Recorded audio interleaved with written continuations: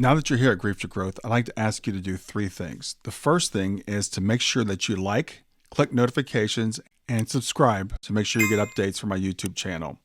Also, if you'd like to support me financially, you can support me through my tip jar at grief2growth.com. It's grief, the number 2, growth.com/tip jar.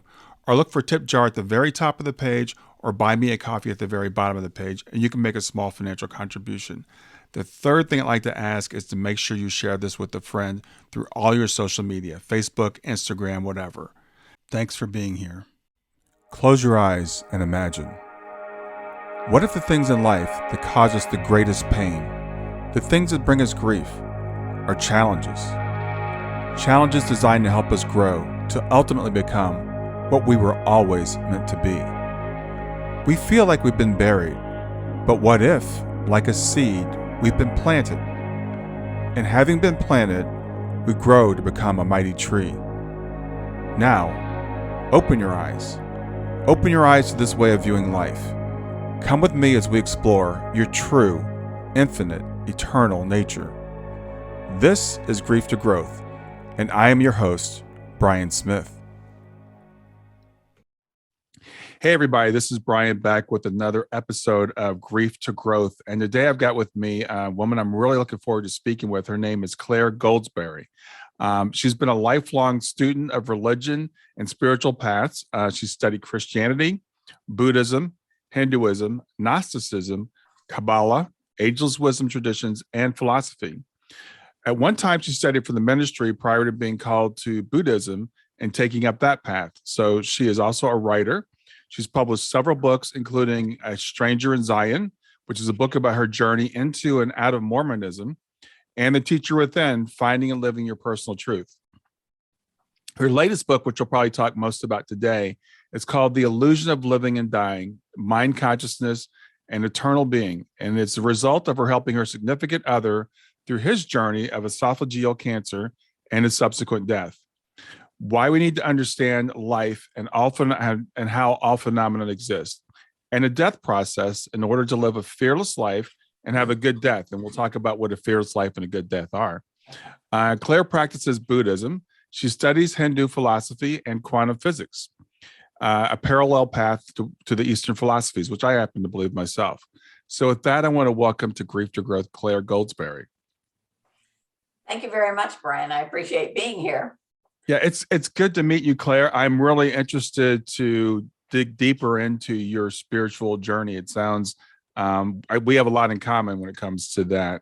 So what I'd like to do is start with how did you get started on the spiritual path? Where did you begin? Well, I think it began probably when I was a child because I've always been interested in religion, spirituality. Obviously, starting out in Christianity as a Protestant Christian, having been raised to go to church every Sunday and always read the Bible and do all those good things that Christians are expected to do. Mm-hmm. And when I became a teenager, I started asking questions. And that sort of is the point where sometimes you can get into trouble, when you start asking the questions, Right. And especially if they're questions that some people don't know how to answer. And I ran into Mormonism, and that was my first step outside of Protestant Christianity. I met a man at work, and we started dating, and I married him. And the minister at my church said, well, you'll convert to Mormonism. And I said, no, I won't. I'm happy with where I'm at. And he said, no, Claire, you will convert to Mormonism because you have a lot of questions and the Mormons have all the answers. Hmm. So, I didn't understand the implications of that at the time. But as we went on and we moved to back to Utah, where my husband at that time was from, and I began to see what he meant, because the Mormons have all the answers because they believe they have all the truth. And I kind of went along with that. I was ultimately in Mormonism for 10 years. And that particular book that I wrote, A Stranger in Zion, is not available anymore in print, but it is free on my website for anybody that would be curious about that journey. Mm-hmm. And I began to see that maybe they didn't have the truth. And if they don't have the truth, then where is the truth? And after 10 years, I was actually excommunicated from the Mormon Church for preaching false doctrine. So, they have all the truth, so anything else has to be false, right? So, right. But that really then began my journey further and deeper into, what is the truth and where is it found? Is the Bible, the truth? What about other kinds of spiritual traditions or religions? And where is it? And I was just sort of led. Doors just opened, and I just became interested in different things. I discovered the Gnostic Gospels in about 1989, I guess. I discovered that they'd been around for a number of years, but I had not heard of them because, of course, they're not talked a lot about within mainstream Christianity, either Catholicism or Protestantism. Mm-hmm. So I began reading those, and I found them absolutely fascinating. And I began reading other different texts, ancient texts. I began reading some philosophy, such as Plato and Aristotle and Socrates and some of the ancient wisdom teachers. And I actually fell into Buddhism while I was studying for the ministry. And I was in a class. I was taking ministerial classes at ASU through Claremont School of Theology over in Claremont, California. And I was sitting there listening to what the teacher was saying, and all of a sudden my inner voice came on, which I've heard periodically throughout my life, beginning when I was 10. And it said, "What are you doing here, Claire?" And I thought, well, that's a good question. Maybe I don't know what I'm doing here. Mm-hmm. And so I had this beautiful loft library in my home, and I was putting some books away one day, and a book fell out off the shelf. It was a high shelf, and I knocked it, and it fell off, and it hit me in the foot. And it was Alan Watts' The Way of Zen. And I'd had the book for about 20 years. I bought it when it first came out, thinking, oh, this was something I was going to understand and study, but I didn't understand it. It was like reading Greek. So I picked it up and I opened it up and I just read a paragraph, and all of a sudden it hit me. I go, wow, this is it. This is fascinating. I get it. I get it. Mm-hmm. And so I began studying Buddhism at that point, and really got into it in the early 1990s, and really became quite involved with reading about Buddhism, although I didn't go to a Sangha or anything at that time. But I never gave up studying everything else as well. And so when I say I'm very eclectic in everything I read, I just came to the point that I said, there is no singular truth out there. And I came to the realization that my truth is in here. It is within. It is within myself. It has to do with my experiences, with my perceptions, with who I am. And so I began just being very open to everything, although I have always come back to the Buddhist philosophy, because even after I started studying quantum physics, which is very parallel to Buddhist philosophy and Hindu philosophy as well, because they're both dealing with the mind and the science of mind and how we create what we experience, how we create the world. All the phenomenal world that we see is all created in the mind, by the mind.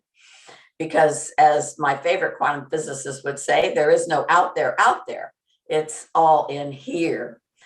And in 2002, I had met, by this time I had been divorced for a number of years, and I met this man, and he was a great guy. And okay, this is it.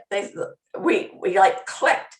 It was like, okay, I've known this person before, maybe a previous life, because by this time I had come to realize that certain experiences I've had through my life indicated that I had had a previous life. And so I knew that I knew him from somewhere. And we could finish each other's sentences right from day one. I mean, it was amazing. And I thought, okay, this is it. And so we became significant others. And things were just going along great until 2002. He was diagnosed with esophageal cancer. And I was stunned. I'd never known anybody who'd had cancer. Oddly enough, I guess that's odd in today's world, never to know anybody that had cancer. Everybody in my family lived to be 90 something or 100, or I had one great aunt who lived to be 104. Wow. And she used to laugh. She would say, "I think God forgot about me. He's leaving me here." She was ready to go, but she didn't think God remembered her. So this was a shock to me. And I think it shocked me more than it did Brent. His name was Brent Dupree. Mm-hmm. And but it began a very different journey where I was really called to not just know about Buddhism, but I was called to really come to an understanding of Buddhism from a deep understanding, not just this intellectual, oh yeah, I know the Four Noble Truths and the Eightfold Noble Path and da-da-da-da-da. I was forced to really dig deep and find what that meant. What does impermanence mean? What does non-attachment mean? What does living in equanimity? Equanimity, no attachment to those held close, no aversion to those held remote. Living in equanimity, that even-mindedness that helps us remain stable and steady and not get pulled off into all kinds of upsets and anger, or even sadness, or things that destroy our happiness and our peace of mind. Brent lived for about 18 months, which is a long time for somebody with esophageal cancer, but he chose to have surgery, but did not have any other treatments. And so that began my writing about his journey, which obviously included me. And so I kept a diary, every few days I would write things down, things that he would say, experiences that he had, experiences that I had. And ultimately, I began to see that we don't really know how to die well in this country. Mm. We have a lot of fears around death. We don't know how to die well, I think, because of those fears. And maybe we don't know how to die well because we don't know how to live well. I think fear of dying keeps us from living well. And Brent never feared anything in life. He just lived his life. He did everything he wanted to do. He was an amazing person who just learned to go with the flow. He always was a person that just went with the flow of things, and it never really upset him, or I never saw him angry. I never saw him. Everything just was okay. Everything was okay. And that taught me a lot about Buddhism, because even though he knew nothing about Buddhism and had no real faith in and of himself, that he hadn't grown up with anything, so he just innately knew how to live. And fortunately for me, he also knew how to die. Hmm. And I thought, okay, this is going to be an interesting experience. Brent called his journey through cancer and his subsequent death, he called it an excellent adventure. Oh, wow. And that was like, okay, well, I guess I'm on board for the ride. And so that kind of began this journey, the journey of the book, The Illusion of Life and Death, and what it's about, and why is life and death illusory? And now we get into, obviously, Buddhism or the Eastern philosophies. We get into even looking at Plato, which is why I cover so many different things in the book. Not just religion, but philosophy and the full ancient philosophers and what they thought of life and death. And of course, for Plato, life is just shadows. We don't know reality. And today's quantum physicists would tell us the same thing, that we really don't know reality.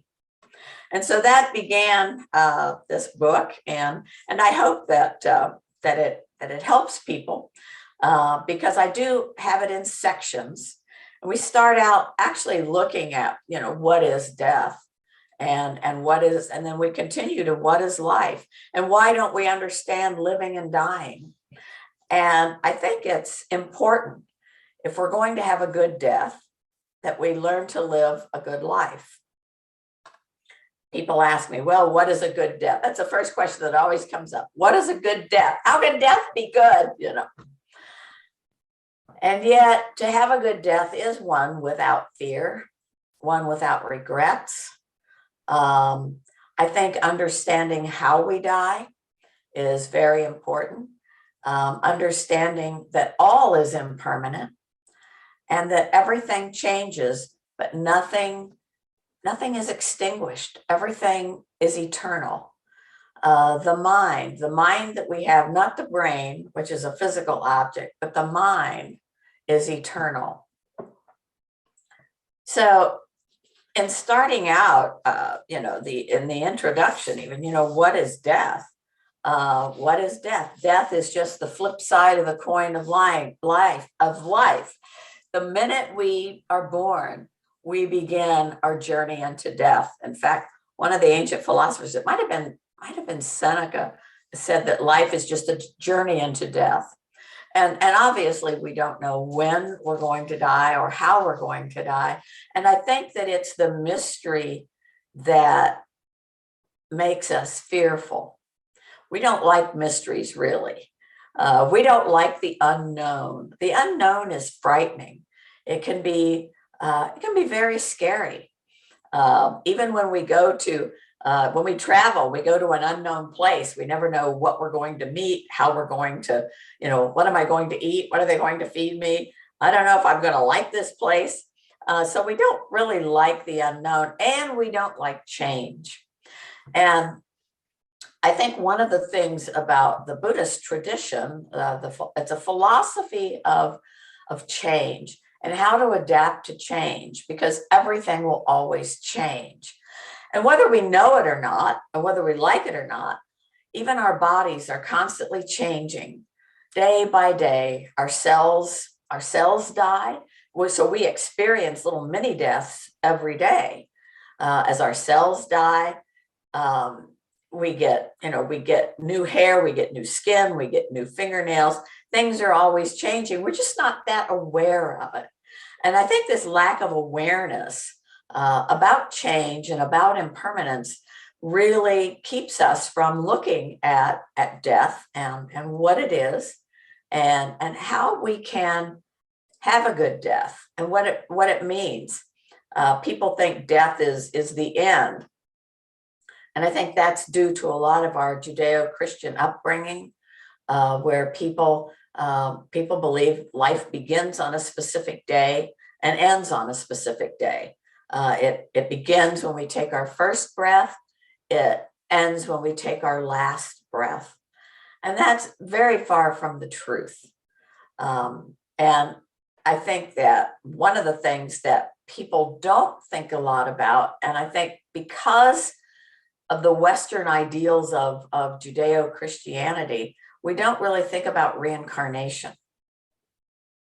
Now, reincarnation can be a good thing or a bad thing, depending on what you think about this life. I had an elderly friend a few years ago. She was actually in her 90s, and we would talk about, death and so forth. And because I'm going to die, but it's the end. It's the end, because I don't like this life. I don't want to come back. I don't want anything to do with this life, because it's not a good thing. And so if your life hasn't been good, the thoughts of reincarnation or incarnating again in another body just seems terrible, because people think, well, you're going to come back here and this is a pretty crummy place. And even the Buddha said life is pain and suffering. So why in the world do I want to come back here? So for some people, the idea of reincarnation isn't very welcoming. For others, the idea of reincarnation can be quite hopeful. Alleviates some of the mystery about, do I end? Does the me who is Clare in this life, does it end? Or is there something that continues? And I think that reincarnation has long been a part of many of the ancient philosophies, the Ageless Wisdom traditions, obviously the Eastern philosophies of Hinduism and Buddhism. But even one little hint in the New Testament, where Jesus asked the disciples, "Who do men say that I am?" And the disciples answered by saying, "Well, some people think you're Elijah or Elisha or one of the prophets." And so even then, there was this idea that somehow we come back, that it's not the end when we die, that we do come back. And I think that's good to remind people when they say, well, Christians don't believe in reincarnation, but in a way they do. And actually, the Pew Research reports on religion and public life show that there are more Christians that do believe in reincarnation now than there were, say, even 20 or 30 years ago. I don't know whether that's because the Eastern philosophies are talked about a lot. Buddhism is one of the fastest growing spiritual traditions in the United States. More people are affiliating or say they are affiliating with Buddhism than with some of the mainstream religions. So perhaps there is a greater acceptance of this idea of reincarnation, that we do not end. The Clare, carries on through everything in my mind, body, speech, and mind, all of our activities, the things we have experienced throughout all of our lifetimes, carries on with us. And it's not that we can remember our past lives, although I think we all get glimpses from time to time. We see a place and all of a sudden it's just got this familiarity to it, like, oh my goodness, I've seen that before. And it's just a flash, and it comes and it goes. And we think, wow, maybe I have been here before. Maybe I did see that somewhere before. And so reincarnation is not really a strange thing. And in fact, I think it probably has done more good for people as they look at life and death. And the flip side of that is, of course, karma.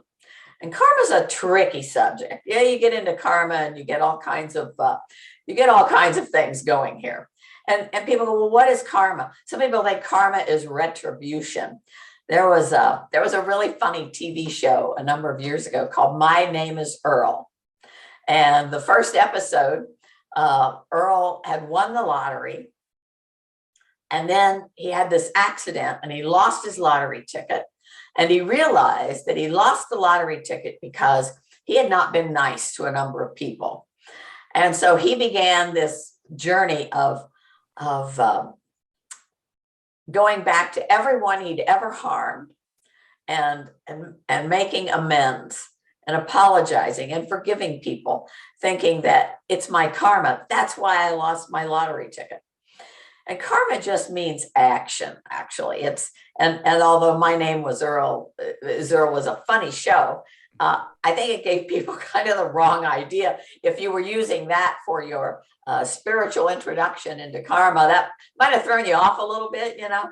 And so karma is just action. That's what the word means in Sanskrit. It's action. And it's action of body, speech, and mind. It's even your thoughts can create karma.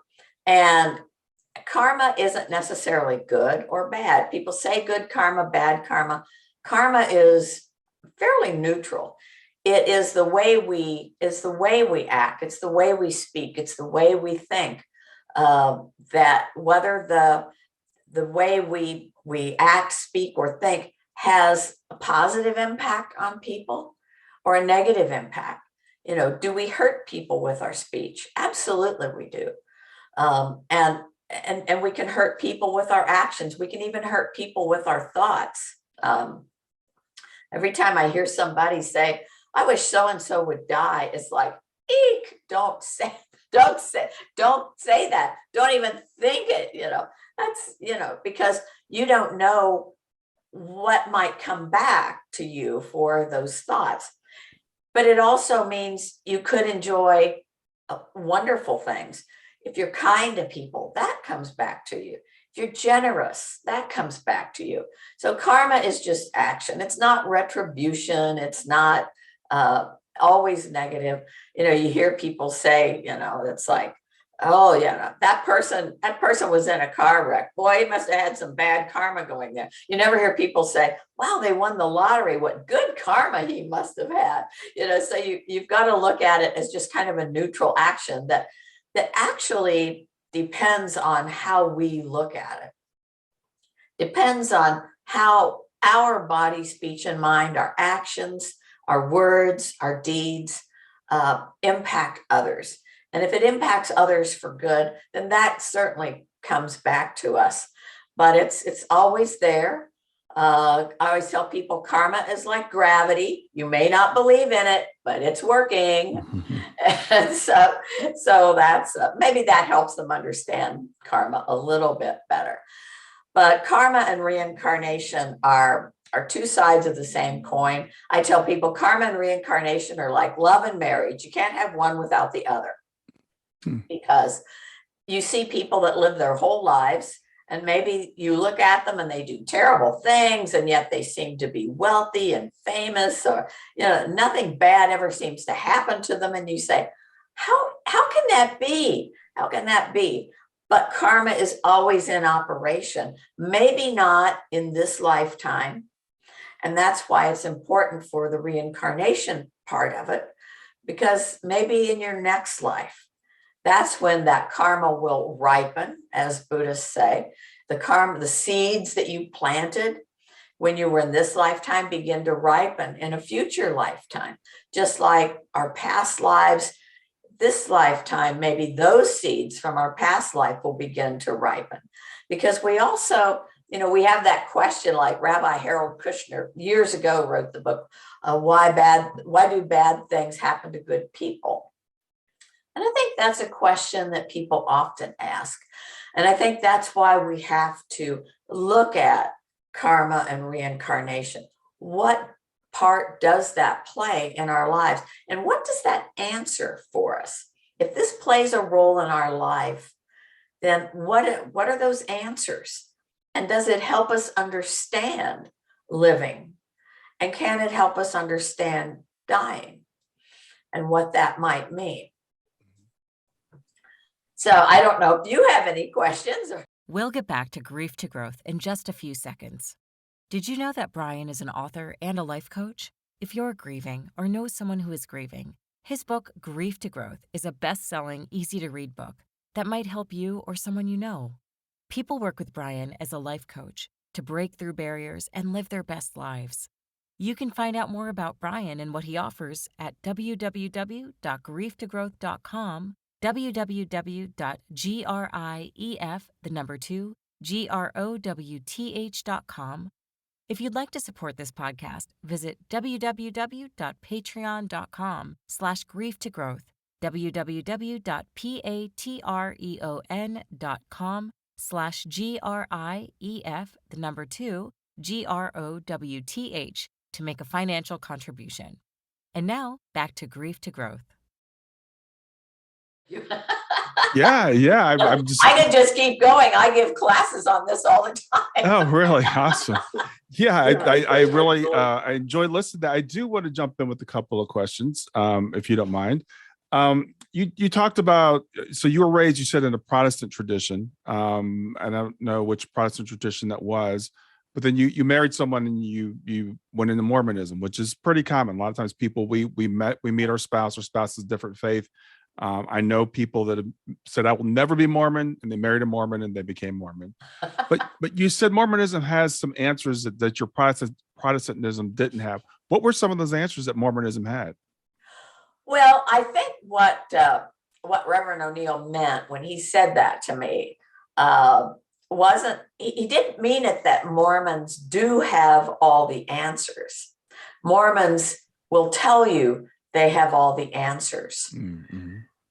And so what that means, and I was raised in a denomination called the Disciples of Christ Christian Church, founded back during the Second Great Awakening in the early 1800s by Thomas and Alexander Campbell as a father and son team. And so it was kind of a liberal kind of a Christianity, not many rules or regulations or other than baptism and taking communion or the sacrament every Sunday. We didn't really have a lot of rules and regulations. So Mormonism was very different in that respect. But yes, I had a lot of questions, and they do have all the answers. Now, that said, are all the answers right for you? I mean, are these answers the truth? And what do we mean by truth? And one of the reasons that I wrote the little book that's still available on Amazon, Finding and, the Teacher Within, Finding and Living Your Personal Truth, is that I had discovered through my trip through Mormonism that they did not have my truth. Mm-hmm. They have all the answers, you bet. But just because somebody has all the answers, does that mean those answers are right for you? They're answers, but are they for you? Right. So I'm curious, what was the false doctrine that you were preaching that got you excommunicated? Well, it was kind of interesting because I used to tell people that, you really don't have to go through all these rules and regulations and get married in the temple and this sort of thing, because God loves everybody. God loves everybody equally. And, it was kind of funny because, smoking is taboo, and drinking coffee. And I had a little next door neighbor when I lived in Kaysville, which was just north of Salt Lake. And she would make her coffee every morning, and she would open up all the windows of her house to get the coffee smell out, just in case the bishop stopped by to see her. Wow. And I used to tell her, I'd say, Joy, God doesn't care if you drink coffee. You go ahead and drink your coffee. That's okay. Yeah. And I saw people really, they were always in this corner. They never sure what to do. I might do something that, the bishop doesn't like. I might do something that, and it was always this. And I said, that's not the way to live. God loves everybody. He loves you. Do you think God doesn't love you because you smoke a cigarette? I don't know. I've never smoked, but I just, people would, I smoked a cigarette. Oh my goodness. I'm, and I said, relax. God loves everybody. And it was so hard for me to deal with there because I lived in this little community that was 99.9% Mormon. Mm-hmm.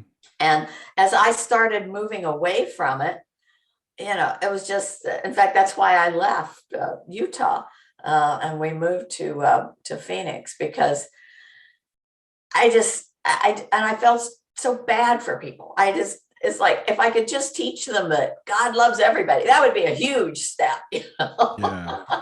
Well, teaching that God loves everybody will get you kicked out of a lot of churches. Now, there was a guy, Right? his name is Bishop Carlton Pearson. I don't know if you're familiar with him or not, but he was raised up under Oral Roberts. He was kind of like going to be Oral Roberts, kind of like next guy. In fact, Richard Roberts, his son, got kind of jealous of Carlton because Oral Roberts loved this guy. So they were just like really, really tight. Carlton had this huge church. And then one day he had a revelation that God loves everybody. He was praying to God, why are you letting these babies in Africa? He was watching these babies in Africa and they were dying of famine. He said, why would you let them go to hell? And God's like, why do you think they're going to hell? So he has this revelation and he starts preaching that God loves everybody. He lost his church. 90% of his church walked out on him. So there's a guy named Rob Bell that started saying that God loves everybody and people turned away from him. So that message is not welcomed by a lot of churches, which is really, really interesting. But back to Mormonism, this is something that I didn't know about it for a long, long time. And I want to ask you, how do you feel this relates?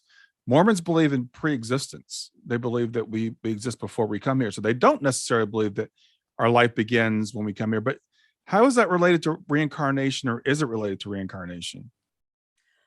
Well, it isn't really related to reincarnation, because the goal in Mormonism, what you see is they have a saying,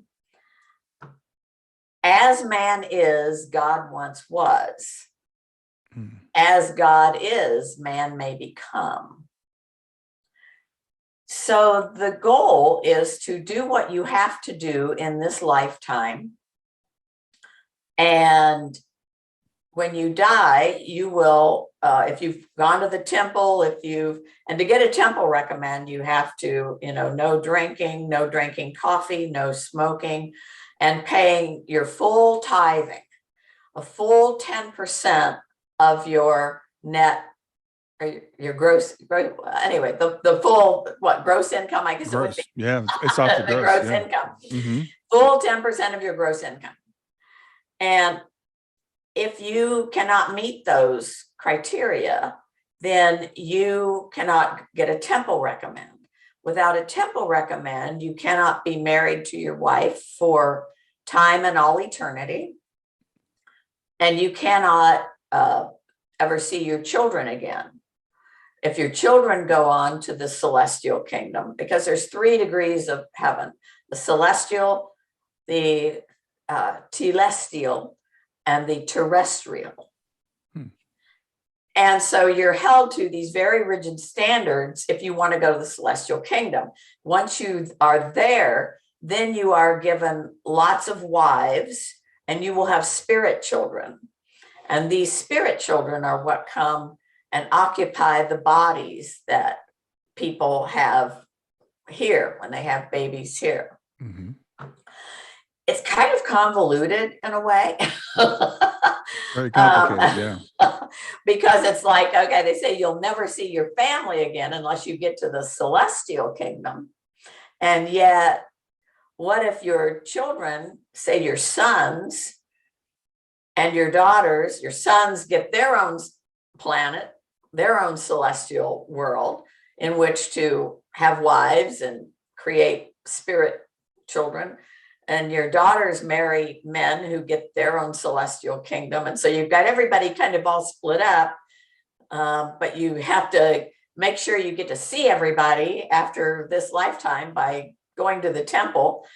And it gets very convoluted. And yet there's a lot of interesting ancient pagan rituals that are connected with the temple ritual, which is quite long and quite involved, and which the first time I went through it, I just kept saying, God, get me out of here alive. It's like, I just wanted to get out. I didn't want to do any more of this, but it's quite an involved ritual, but very similar to a lot of the ancient pagan rituals that they had at the time. So it was a very interesting 10-year trip.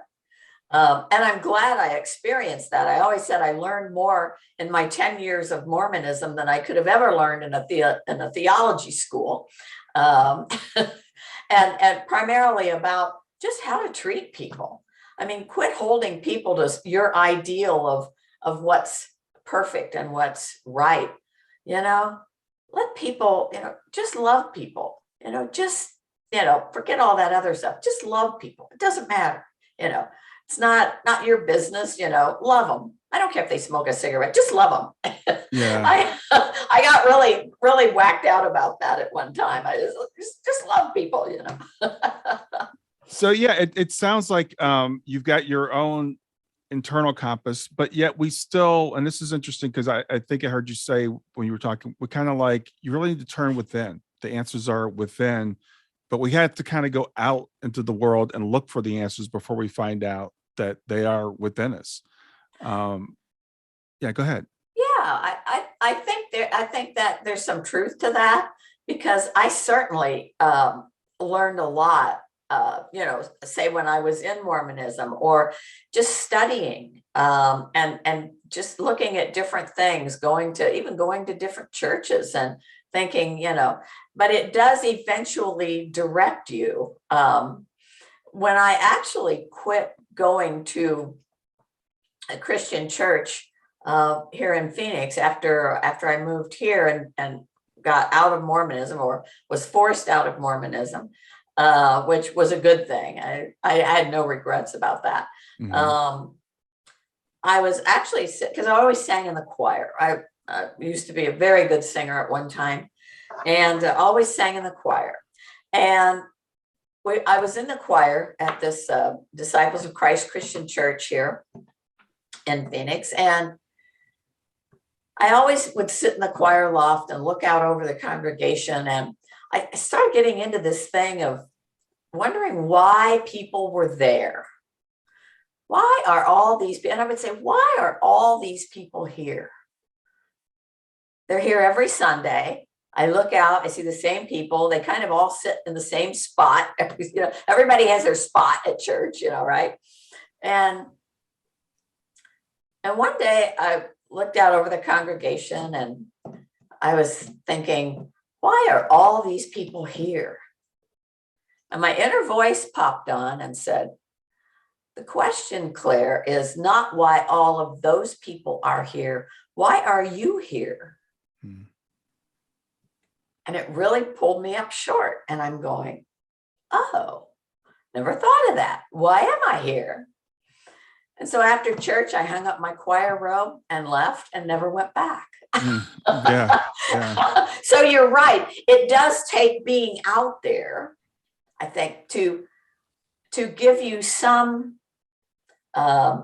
direction, maybe to give you a direction you don't want to go, maybe to answer some questions that you had. But I think you have to be open to all of that. Mm-hmm. And a lot of times institutional religion can get us stuck. So I think you need that. And everybody needs a place to start. And certainly when I was a child, starting there was my starting point. It led me on. And I think you have to be very careful with what you accept from out there. I think, like you said, your compass, we've all got this inner compass that kind of, and some people, it points true north and that's where I'm going and I'm never leaving, One of the things that really turned me around, began to the point that I began thinking about all this, was Jim Jones and that group in Guyana that drank the cyanide Kool-Aid, 900 and some people. Mm-hmm. And Jim Jones was actually a Disciples of Christ minister. He had and that's another thing that kind of struck me. Well, that doesn't seem right. It's like nothing I grew up with. And here are people who he was able to convince all these people to go to this foreign country, mm-hmm. and establish this place, and then to talk them into killing their children and drinking cyanide-laced Kool-Aid. And I'm going, and all of a sudden I got this how does this happen? How can people let this happen? I don't get it.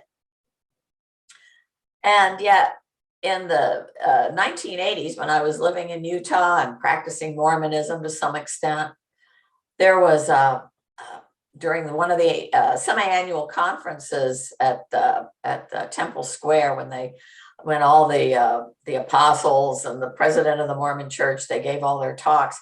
And the president of the Mormon Church said something that just stopped me in my tracks. He said, when the prophet speaks, the thinking has been done. And I was like, no, Wow. no, it has not. Right. You can't quit thinking. Yeah, well, it's interesting as you're saying that, and I grew up in the church myself, and unfortunately, a lot of times people take verses out of the Bible and they use them to brainwash us, right? So they say, we were taught that your heart is wicked, don't trust your own understanding, trust the scriptures, not only trust the scriptures, but trust what we tell you about the scriptures. And, going to Jim Jones, it reminded me of the quote by Voltaire that he can convince you to believe absurdities, can convince you to commit atrocities.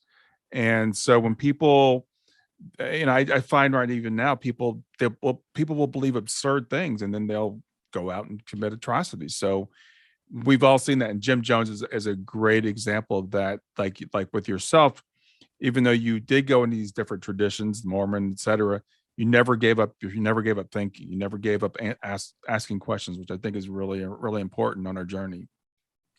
It certainly is. And I still see people today. I meet people today that they join this church or this spiritual organization or that one. And they come thinking that they're going to find the answers, that you have all the answers from. If I join this group that you belong to, I'm going to find all the answers. And I tell them, no. In fact, sometimes the questions are more important than the answers. The questions show that you're still thinking, that you're still searching. Now, can you be an eternal seeker, a perpetual seeker? I don't know. Sometimes I think I am. I mean, I'll be 75 this year, and here I am. I'm still going. I still read everything and I study all this stuff. But truly, I think the questions are more important than the answers. Because if you never question, as I have discovered, if you never question and just go along, it can get you in trouble.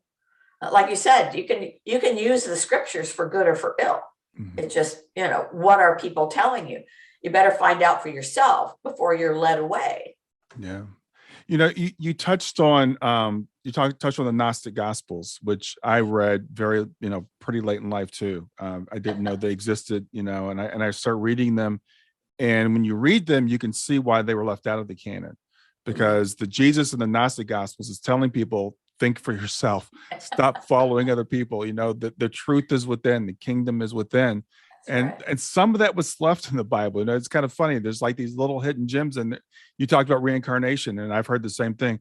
Oh, Christians don't believe in reincarnation. Well, they tried to scrub it from the Bible, but it's still in there, Right. And you told the one story about the disciples asking Jesus who he was. They also asked who John the Baptist was, and indicating that he had a pre-existence. But my favorite is when they asked Jesus why the man was born blind. And they said, who sinned, him or his parents? And we read right over that when we're in church, and we don't try not to believe in reincarnation, but it's like, wait a minute, how could he have sinned if he hadn't been born yet?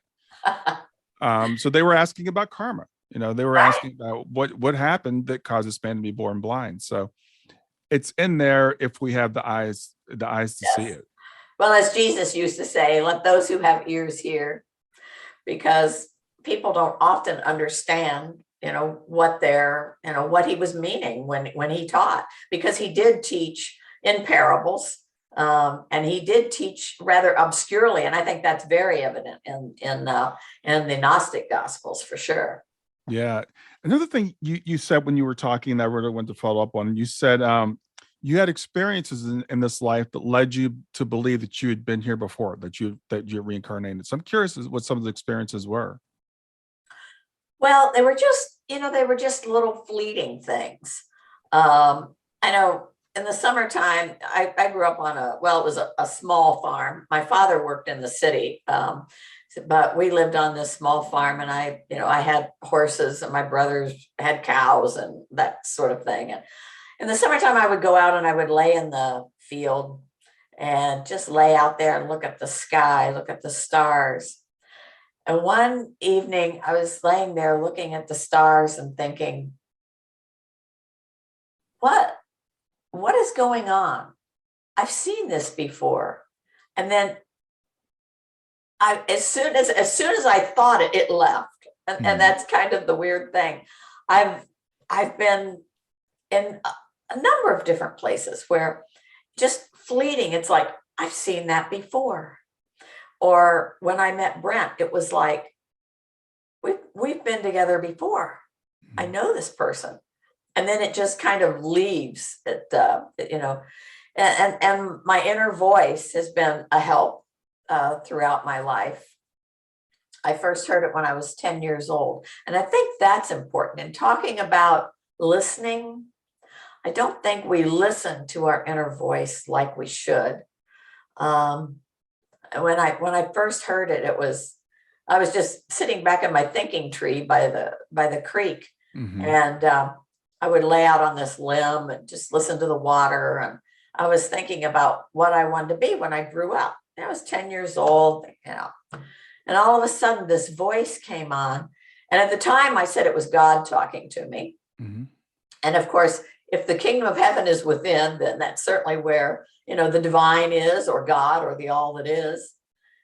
And my inner voice came on and it said, you're going to be a writer, Claire. It always called me by my name whenever, but I don't understand that, but it always does. You're going to be a writer, Claire. And I thought, oh, that's cool. I think I could be a writer. I love to read, and I'm always writing poetry and this sort of thing. And I never really knew how I would get there. I just sort of went through life and took advantage of opportunities, and here I am. Right. Well, the thing is, because as I said, I was raised Christian. I've studied Buddhism some too, and I understand why you were attracted to it. But when we're in the I hate to use this word, but it's true. When we're in the cult, they brainwash us against everything that's outside of what we are, right? So they tell us these things about Buddhism, and that it's all about karma, and we're about grace, and they're all about being selfish because it's all about you. It's all about yourself, and so there is some, I think, balance between the two, between being other oriented, which in Christianity a lot of times we get too much of that, and we're not taught to develop ourselves. We're not taught, and the Buddha was all about developing the mind, and so I'm imagining that's what attracted you to Buddhism. Well, it is, and when you talk about self and other, one of the big practices in Buddhism has to do with self and other. There is no self or other. In fact, we're either self or other. To me, you are other. To you, I am other. But ultimately, there is no self or other. It's just how we see things in this level of consciousness with this mind. We have that duality. In quantum physics, they talk a lot about the duality and non-duality. And so one of the practices is exchanging self with other. So I exchange myself with you in my meditation, and I try to open myself up to what you might be feeling. Are you suffering somehow? Are you sad? And so I take in that. I breathe in your suffering and your sadness and your pain. And then I breathe out, my peace, my calm, my painlessness, my non-suffering to you, so that you take in that. And so if people really knew Buddhism from a very broad standpoint, you would say, of course, there is no self or other, but exchanging self with other helps us to have compassion, greater compassion for all people, when we realize that we're all neither self nor other. We're all one. Yeah, yeah, absolutely. Well, the thing is that, and when I was saying, we get in our silos and we build up protective walls. So we stereotype the other. We say, well, this is what Buddhism is about, and this is what's bad about it. And I encourage people to study for themselves, because when I started Yeah. studying Buddhism, as you did, I was like, wow, this is really amazing, because it's a very scientific approach. It's very much it's about learning your own mind. Yeah. I'll ask you, do you consider Buddhism to be a religion, or how would you characterize Buddhism? I would not consider it to be a religion, like an institutional religion like we think of in the West, as Catholicism or Protestantism or the various denominations. Buddhism, I often tell people it's a science of mind. Now, granted, there is a science of mind organization. I've studied that too, by the way, Yeah. Ernest Holmes, and read the science of mind. And I thought, well, this is just Buddhism. I mean, a lot of it was, because he did study Buddhism and Hinduism. So I think that ultimately we have to find what is for us, but it is about a science of mind. And I know people say, well, it's atheism. Well, the only reason, the difference between Hinduism and Buddhism, and Prince Siddhartha was oriented into Hinduism. He was, blessed by a Brahmin priest and all that, but he did not teach a creator God. He did not teach Brahma as the creator God. And the reason he did was he told his disciples that he was not going to teach a creator God, because that just gives you something else to become attached to. And we know that people do become attached to their idea of who God is, or what God does, or the kind of church that God approves of. Like God cares which door you walk into on Sunday morning, or if you don't walk into any door on Sunday morning. And I think that that's important too, that it is a philosophy. I think it's a philosophy of life. And so sometimes I tell people it's a philosophy. It's not really an institutional religion, because it is about you. And if you have a peaceful mind, it's just like we used to be. I did go to a Sangha here in Phoenix for about 6 years and did some formal study. But the teacher used to tell us on Sunday morning, we always had prayers for world peace at 10 o'clock on Sunday morning. And the reason they do that is because that's what we're used to. We in the Judeo-Christian West, we go to Sunday school, we go to church at 10 o'clock on Sunday morning, And she used to tell people, because a lot of people came who maybe had never been in a Buddhist Sangha before, she'd say, we say prayers for world peace. And maybe you came here this morning thinking that we're going to pray for the world to be more peaceful. She says, well, I've got news for you. We are not here to make the world peaceful.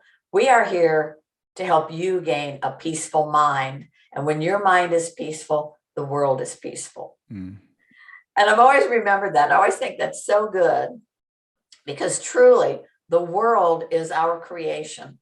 Out there is my creation from in here. And if I have a peaceful mind, then I can help the world be more peaceful. I can see a peaceful world. I can create a peaceful world. And maybe there's all kinds of garbage going on out there. But if I am peaceful, I can put that out there. I can exemplify that into the world.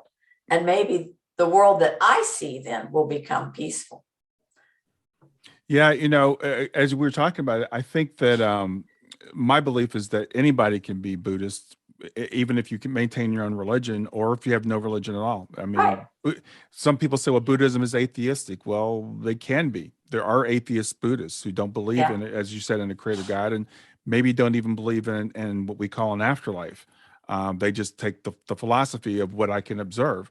On the other hand, you can be a Christian and follow Buddhist philosophy. A lot of Christians do. I think it's a great overlay onto whatever your framework is.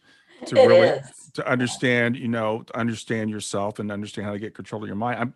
I'm taking a coaching course right now, and they don't talk about Buddhism, but they talk about doing these things that they call PQ reps, which is just little mini meditations that you do to just get really mindful, several times a day. And I'm like, this is Buddhism.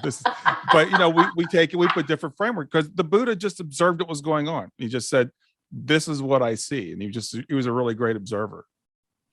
Yes, that's interesting. And you're right. It is a philosophy that you can take principles that you want to practice, and anybody can practice those. I mean, impermanence. I mean, how can we deny that there's impermanence? I mean, every day, everything's different.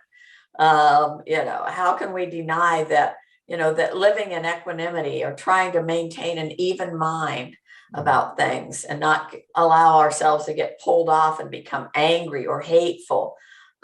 Anybody can practice that. It doesn't matter. You don't have to go to a sangha, or there's certainly no true rules or rituals involved. It's just your practice. It's your mind. So tame it. Yeah. Well, and permanence is, I think it's a really big one that you talked about, because as you said, we as human beings, we don't like change. We don't like what's unknown, but we know that it exists.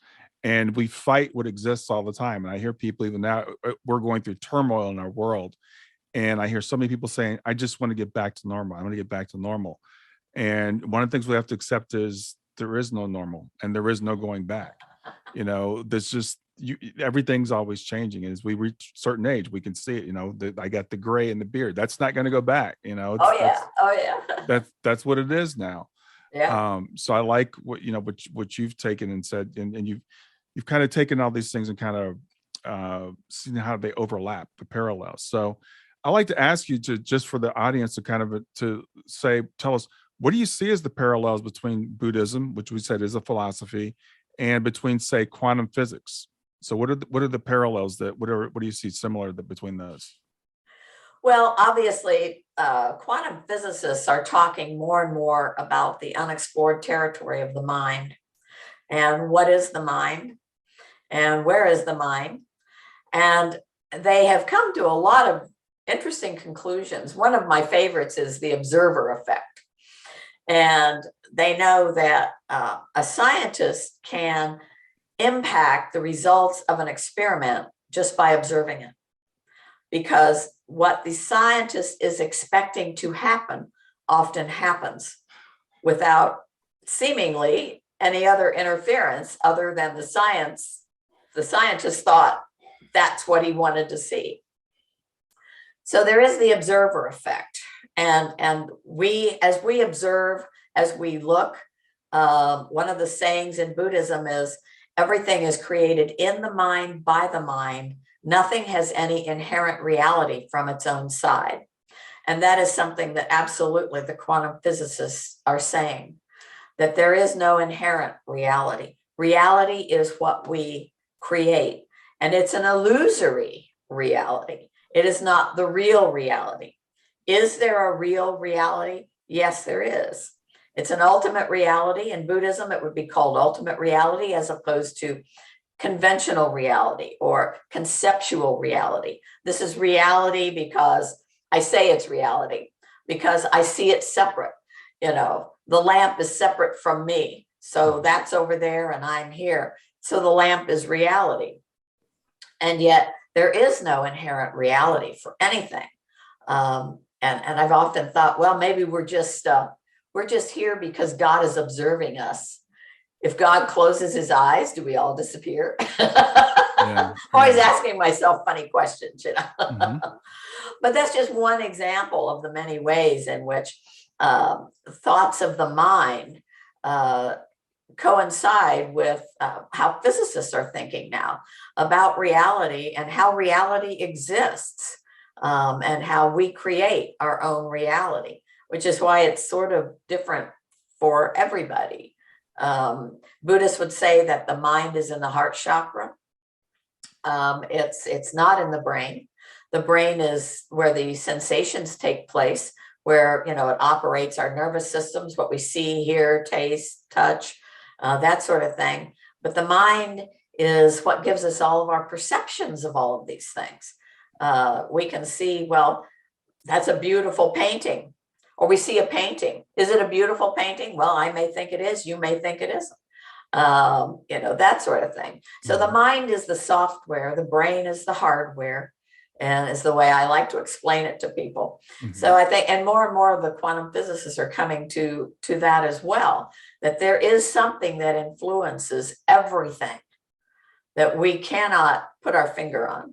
Right. There's something that exists beyond whatever we can see, feel, taste, touch, which is very different than it was in the 17 and 1800s, when science took over and everything became realism. And the spiritual life was kind of shoved aside. No, if you can't see it, taste it, touch it, feel it, it doesn't exist. And now they're coming back around to, yes, everything exists. Nothing ceases to exist. It all exists, whether it's manifest, like I am manifest to you and you are manifest to me, or it may be unmanifest. And Thich Nhat Hanh used to say that even when we die, you still exist, but you are no longer manifest. You're not manifest, but someday you will be manifest again. Interesting. So I think that's a beautiful way of looking at it. We're Yeah. still in existence. We're just not manifest on this level of consciousness. Right. Exactly. I think that's important to add on this level of consciousness. So I do want to ask you, we're kind of running out of time, but I do want to ask you this, because the ultimate, we talked about how we don't like impermanence and we don't like change. And the ultimate impermanence to us, as we're in these forms, and the ultimate change is death. So how does your philosophy, your science, your religion, how does it influence how you see death now and what's beyond? Well, I think it certainly made me more comfortable with it. It's made me more comfortable with it for other people and for myself. I see it as kind of a flip of the switch that we will always have consciousness. We will always be conscious on some level. Even when Brent was dying, he's dying here at home, and he had worked up until just a couple of weeks prior to his death. We had hospice. They brought in the hospital bed and all of that. And he was always experiencing different levels of consciousness.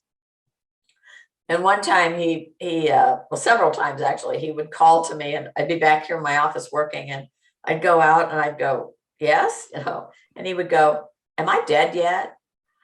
And I, no, not yet. But he was already having those departures, those little departures where he was seeing other people and other things. And so he was confused about, am I dead yet? That kind of thing. Yeah. And so I think it has certainly given me a more open way of embracing death as well as embracing life. And I think the idea that death is some failure of the medical system, as I write about in my book, or some failure of a doctor, or it's a terrible thing. And I think that certainly when people die, you have those feelings. Well, they're gone, but it's not a feeling that they've ended. They're still in existence, and that death isn't all that bad.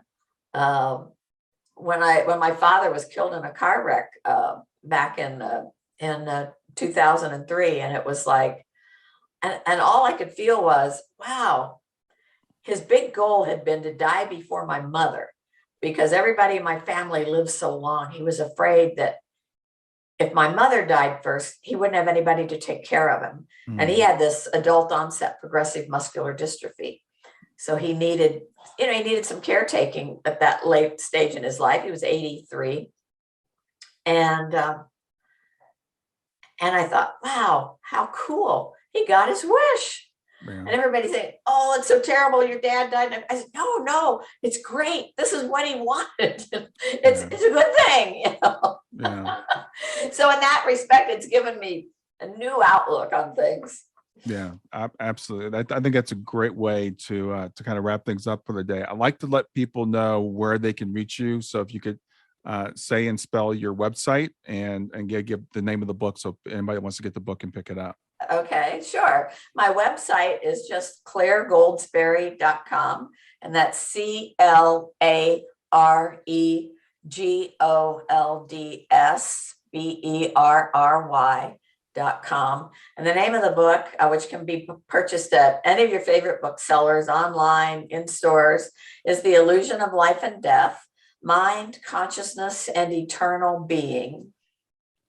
It's awesome, Claire. It's been really wonderful getting to meet you and to learn more about your journey. Thank you for sharing that and sharing your wisdom with us this afternoon. Thank you. Nice meeting you as well. All right. Enjoy the rest of your day. Thank you. You too.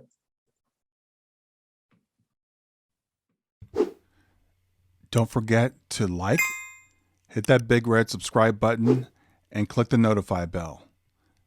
Thanks for being here.